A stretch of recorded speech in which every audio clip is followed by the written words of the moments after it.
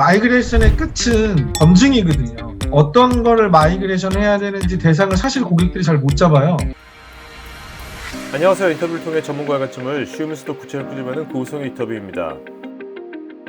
요즘 클라우드 전환, 마이크로 서비스, 다양한 데이터 분석 이런 것들로 인해서 부쩍 데이터베이스 마이그레이션 프로젝트가 늘어나고 있는 것 같습니다. 이번 인터뷰에서는 KB 국민은행을 비롯하여 다양한 DB 마이그레이션 프로젝트를 수행했던 DB2E의 김명훈 대표와 함께 데이터베이스 마이그레이션 현황과 체크포인트를 알아보고자 합니다. 그 마이그레이션에 대한 주제는 옛날부터 굉장히 많았는데 특히 이제 근래에 마이그레이션이 이제 주로 행해지는 게 예전에는 단순히 RDBMS가 RDBMS로 가는 이런 추세였다면 근래에 타겟 데이터베이스가 RDBMS 외에 오픈도 있고 파일도 있고 그래프DB도 있고 여러 가지 종류도 많아지고 그 다음에 그 한 십몇 년 전부터 MSA를 하다가 한번 실패를 한 적이 많아요. 기업들이. 왜요? 왜? 실제 마이크로 서비스라는 게 업무에서 마지막 데이터베이스까지 분리가 돼야 되는데 실제 아키 구성을 예전에는 그렇게 하진 않았거든요. 그러니까 그 MSA라고는 하지만 실제 마이크로 서비스 단위로 분리되어 있지 않고 특정 업무가 죽으면 전체에 영향을 받는 이런 식의 구조가 여전히 유지되고 있었던 거죠. 그런데 이제 근래에 이제 클라우드라든지 이런 것들로 인해서 MSA가 점차 확립이 되고 아키가 변하고 그 다음에 기존에 있던 환경들이 그 온프라미스에서 클라우드가 도입되고 다양한 DBMS 원천을 바꿔야 되는 케이스들이 많아지니까 마이그레이션에 대한 이슈가 더 많아진 거죠. 그리고 예전에 있던 빅뱅들이 조금씩 없어지면서 그 단위 프로젝트에 대한 특정 데이터베이스의 종속성들을 좀 없애고 싶은 케이스들도 좀 많아졌고. 네.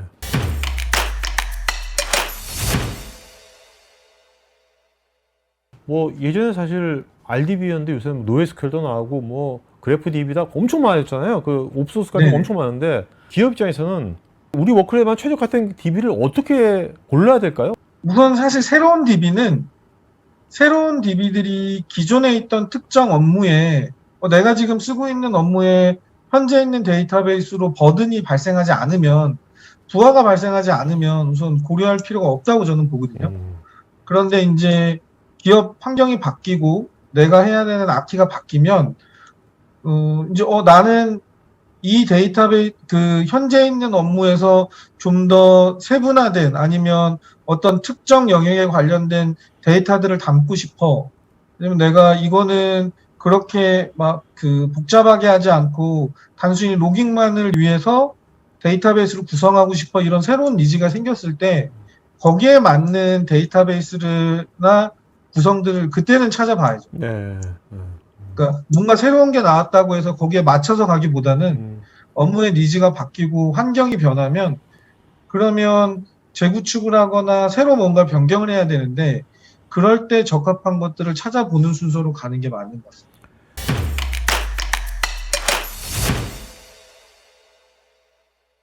근데 요즘 말씀하신 대로 이제 뭐 데이터베이스 마이그레이션 할 때 뭐 타겟 DB도 여러 가지로 해서 워크로드별로 마이크로 서비스가 되니까 다양한 걸 하는 추세인데 어쨌든 이기종 데이터베이스잖아요, 이게요. 네. 네. 그 데이터베이스를 마이그레이션 하는 것이 어디 5년 전, 10년 전에 비해서 훨씬 더 간단해졌습니까? 어떻습니까?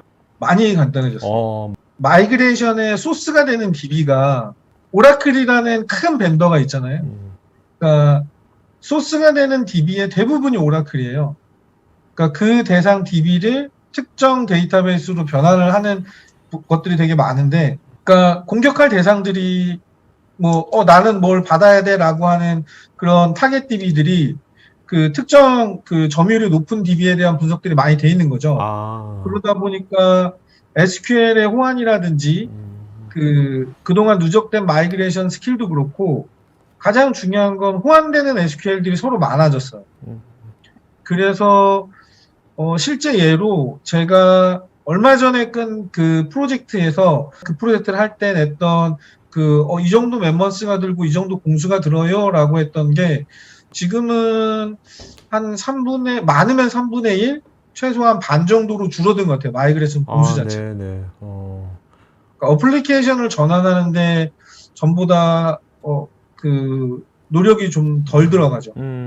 그러니까 그 서로 이기종 DB 간에 서로 이제 호환되는 SQL들이 많아지니까, 네. 네네. 특별히 사람이 수동으로 나중에 뭐 코딩으로 뭔가 바꿔야 될 것들이 전환해야 될 것들이 별로 없어지는 거군요. 그러니까. 그렇죠. 그리고 호환되진 않더라도 그동안 누적된 마이그레이션에 관련된 스킬들이 예전에는 내가 이거를 뭐 윤년을 바꾸고 싶은데 어떻게 해야 돼? 라고 하면 뭐 함수들을 만들거나 찾아야 되는데 그런 유즈 케이스들이 많아진 거죠.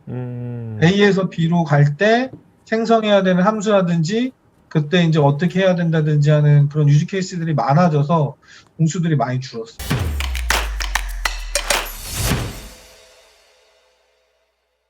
요새 챗GPT가 코딩도 막 해준다 그러잖아요. 네네. AI가. 그러면 그런 것도 나중에 이런 AI가 할 수 있다고 보십니까? 어떻게 보세요? 저희가 제품을 하나 갖고 있는데 그 제품이 처음에 만들어진 계기가 마이그레이션을 하거나 데이터베이스 버전업을 하거나 뭐 아무튼 데이터베이스에 뭔가 건드리고 싶은데 이 영향도 분석이 안 되는 거예요.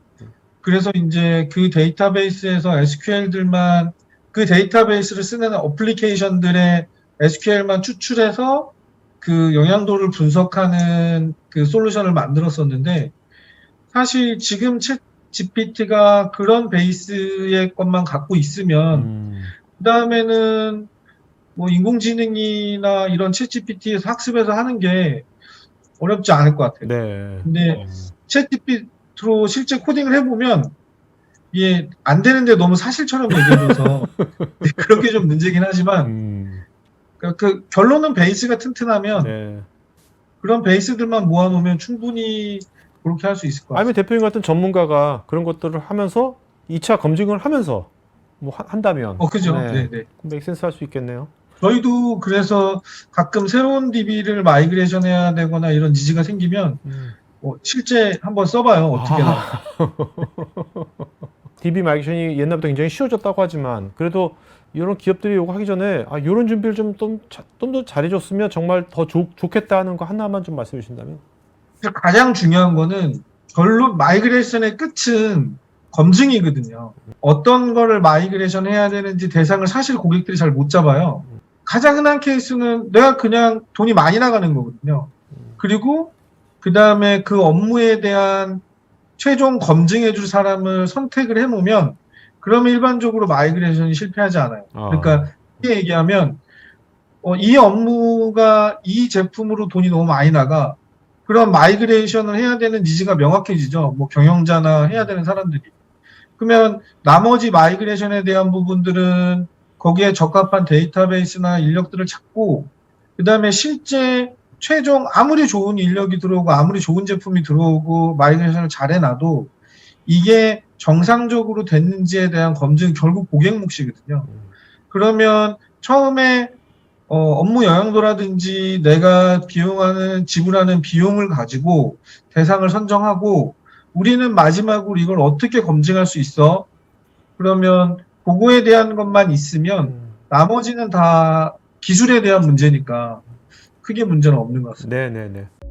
DB2의 김명훈 대표와 제가 진행하는 데이터베이스 마이그레이션 관련 시리즈 웨비나나 관련 자료가 관심 있으시면 우측 상단에 카드 링크를 클릭하시기 바랍니다. 테크 전문 채널 토크IT에서는 데이터 저장, 분석, 보호 관련 다양한 전문가들과 언제든지 상담하고 소통할 수 있는 구해줘 데이터란 공간이 있습니다. 구글에서 한글로 토크IT 치시거나 우측 상단에 링크를 클릭하시면 됩니다. 여러분의 좋아요와 구독은 컨텐츠 제작에 큰 힘이 됩니다.